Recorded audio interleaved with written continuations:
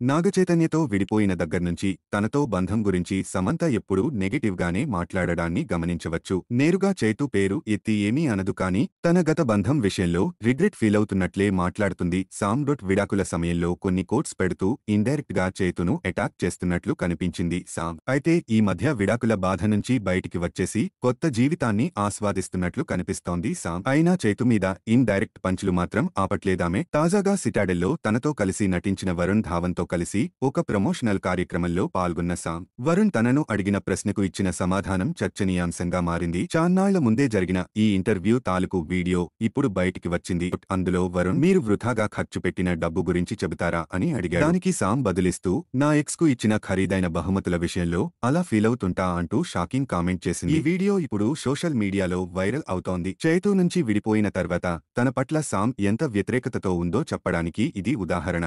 సామ్తో విడాకులు తీసుకున్నాక చైతు ఎప్పుడు మాట్లాడినా నోరు జారింది లేదు. కానీ సామ్ మాత్రం ఇండైరెక్ట్ గా చైతునే అటాక్ చేస్తూనే ఉంది. ఈ విషయంలో అక్కినేని అభిమానులు సమంత తీరును తప్పుబడుతూ ఉంటారు. కానీ ఆమె గుండెలో ఎంత బాధ ఉందో, విడాకులు ఆమెనెంత ఇబ్బంది పెట్టాయో అని ఆమెకు మద్దతుగా మాట్లాడేవాళ్లు ఉన్నారు.